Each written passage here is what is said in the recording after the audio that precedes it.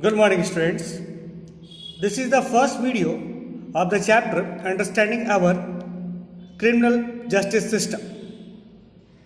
And this video has been made for class 8th.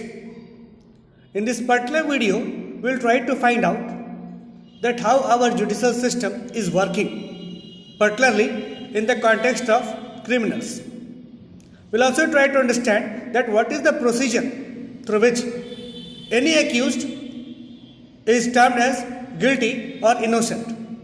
And finally, we will also try to understand the different aspects of criminal justice system. So let's begin this chapter with this topic, that is key players in criminal justice system.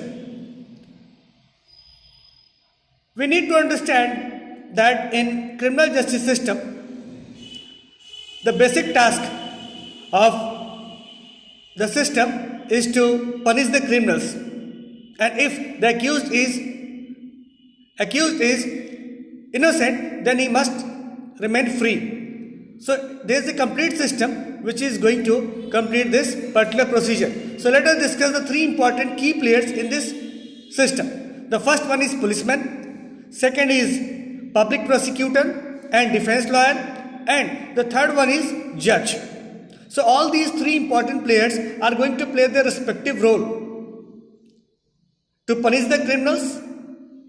So from accusing a person till giving him punishment on the basis of his guilt, it is all about the criminal justice system. So here we need to understand, first of all, the role of policeman will come. The policeman will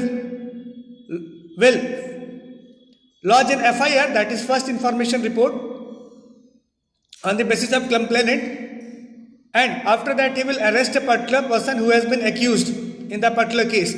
After that, that particular person will be put forwarded in the judicial system or before the court, and in the court the discussion will take place between the defense lawyer and between the public prosecutor. So work of the defense lawyer is to defend the accused person. Similarly, the prosecutor will put all the charges as given by the concerned government authorities. After that, hearing both the argument, the judge will decide whether the accused person is innocent or guilty. And after that, if he will proved guilty, he will get the punishment accordingly, and if he is innocent, he will be set free by the judiciary. So this is how our judicial system is working. So let us discuss more about the system. First of all, we should understand the definition of criminal justice system. So it is mentioned here that criminal justice system is the system of law enforcement that is directly involved in apprehending, prosecuting, defending, sentencing and punishing those who are suspected or convicted of criminal offences. So we need to understand here that this system of law enforcement clearly directs the different steps. The first step is apprehending, after that prosecuting, and after that in the courtroom it is defending. So apprehension is done by the police forces, and after that it is being prosecuted in the court, and here in the court he is going to get defended. So here we need to understand that how a person will be apprehended, prosecuted, and after that if he will be proved guilty, he will be sentenced and he will get final punishment. So this is all about the criminal justice system and its proper definition. We need to understand here that here the person will get the punishment if he has performed some criminal offences. Otherwise, if the person is innocent, if he is proved innocent, he will be free. Now, as I told you, that different key players are going to play their specific role in the whole system. So let us discuss one by one what is the specific role of public prosecutor. That is the first key player here. We need to understand the public prosecutor is the lawyer or advocate who presents this case from state side or from the government side against the suspected criminal or against the accused in the criminal trial or in the criminal prosecution that is going on in the court system. So here we need to understand that inside the court, the public prosecutor is the most important person because he will put the charges against that particular accused man. And he will represent the government. After that, the defense lawyer, the criminal defense lawyer, his task, his important role is there to defend a person on which charge has been framed. His main task is to defend the accused person who has been charged with a crime, and basically he will talk or he will put the points of accused person on his behalf. So basically in the courtroom, the accused person has no basically knowledge about the technical or legal issues or legal ideas. So that is why here the defense lawyer will put his important views on the behalf of the accused person. So this is how we saw that defense lawyer and public prosecutor both will discuss, both will come in conflict to get the justice in the courtroom. And this is how our judicial system is working. So here the two things are there.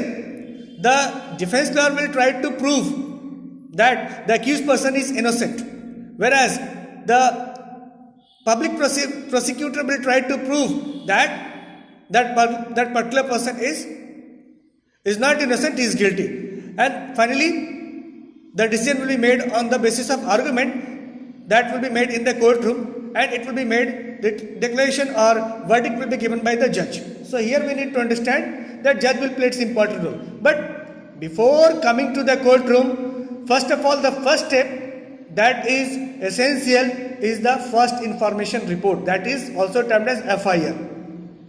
So if any criminal activities will be performed, for that information will be given to the policeman in the form of first information report.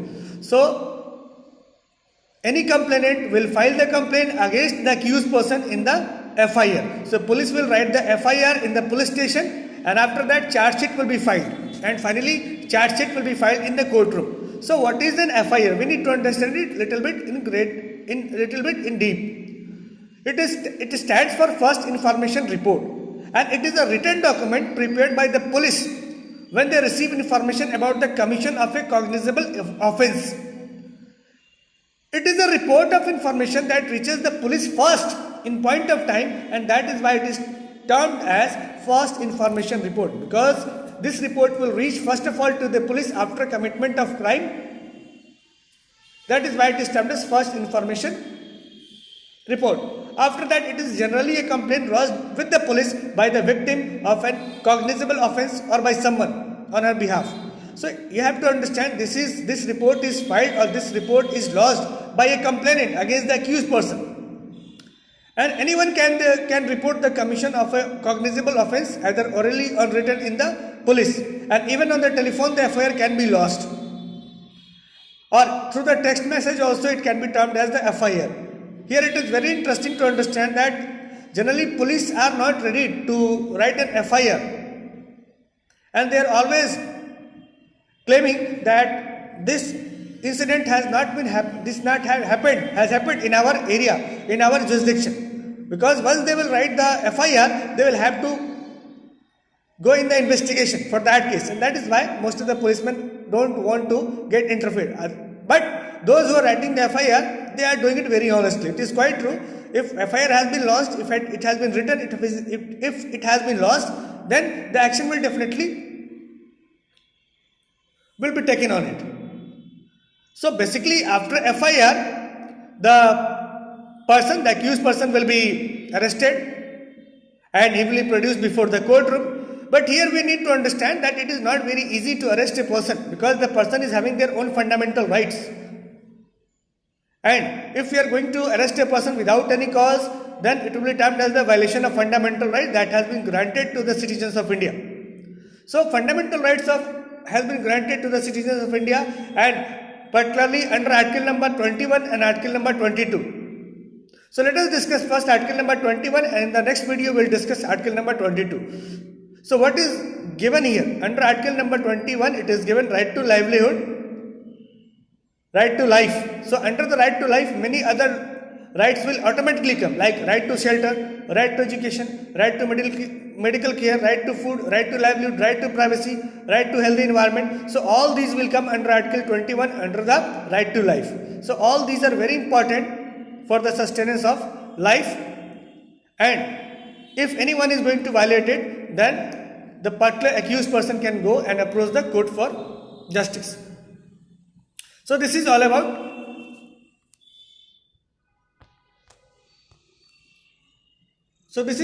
in this video.